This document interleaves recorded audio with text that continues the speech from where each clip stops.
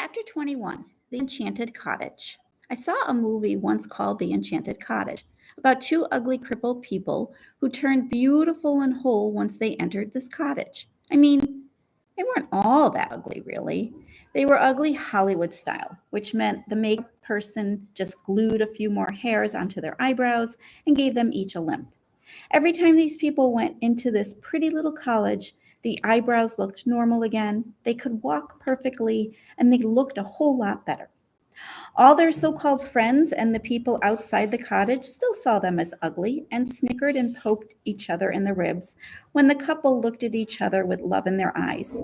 But the uglies didn't care, because the minute they went inside the cottage, they looked great to each other. This was how it was at the First Spanish Methodist Church for me. I saw the people looking down and out and angry that I saw in the street and fire escapes and staring out of their windows every day. But now, inside the church, they all began to look sharper, more energetic, and nicer. Of course, it would have been because the church was giving them all this free stuff. But I also think it was because they knew the free stuff was being given because the people mattered, not because the stuff was junk that nobody else wanted. Mostly everything we did in the church felt like a roller coaster ride at Coney Island, both scary and fun. When I look back at those 11 days, I can't believe so much happened. 11 days is not a whole bunch of time now, just over a week. But it wasn't regular time.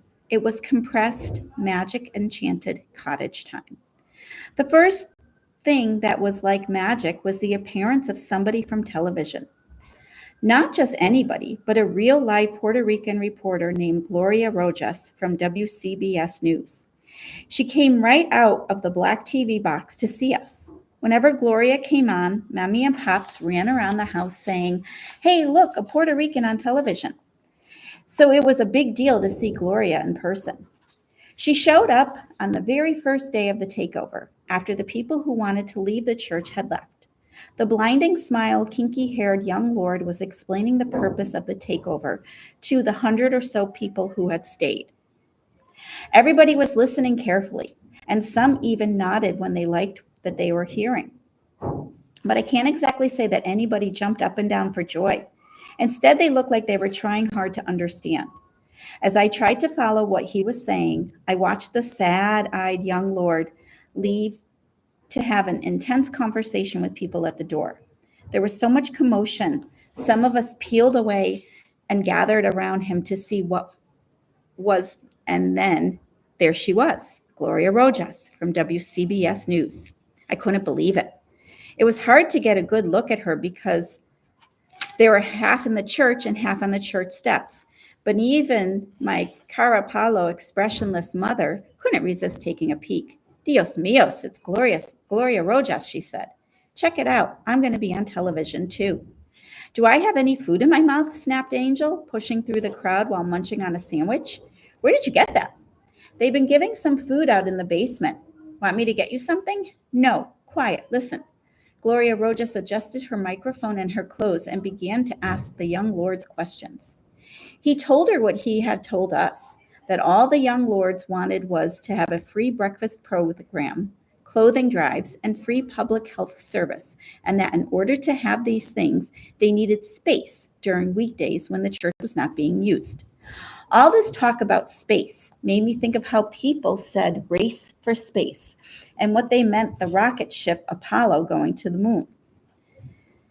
Well, this was the other race for space, the race for space going on in our neighborhood right down here on Earth on 111th Street and Lexington Avenue. And Gloria Rojas coming was just the beginning. There were lots and lots of newspaper reporters and photographers, in addition to television people who came to the church to see who was going to win this race for space, the young lords or the church. Abuela and Mammy and I walked home in silence after the first day, being careful not to bump into any of the policemen, keeping an eye on the church. There were so many of them. When Abuela came to her block, she gave me a quick hug and kiss, gave Mommy a weak gesture of a goodbye, and hurried toward her apartment. I couldn't help laughing as I watched her come upon a policeman and stop, forcing him to step around her. It was cold, but the sky was so clear and the stars so bright. They seemed wet. Mammy and I didn't speak, but I didn't care. I had more important things to think about. Exactly what I wasn't sure. There were thoughts all around me, but I was tried to focus on them or see them clearly. They floated away. 1, 2, 3, 4, 5, 6, 7, 8. Hazy ideas. 1, 2, 3, 4, 5, 6, 7, 8. About how the church could be the center that taught drawing. 1, 2, 3, 4, 5, 6, 7, 8. Or karate. 1, 2, 3, 4, 5, 6, 7, 8. Or have dance classes. 1, 2, 3, 4, 5, 6, 7, 8. Wait a minute, I told myself. Calm down. Calm down. They want a breakfast program, a clothing drive, and free medical care.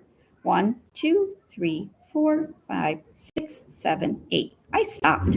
Suddenly, all these ideas came down to an easy one. Food. I could help them with food. My parents did own a bodega. I put it to Mommy. I want to donate some oatmeal for the breakfast program. This was like asking Mommy to cut off her right arm. Absolutely not. What do you think? That we get food for free? No, we don't. We have to pay for the food we sell. It is not to give for free just because some titers decide to be hippies and take over a church. Mommy, calm down. No, don't you dare tell me to calm down. What do you think I have been working for all these years? I cannot believe you have the nerve to even ask me such a thing. Do you think money grows on trees?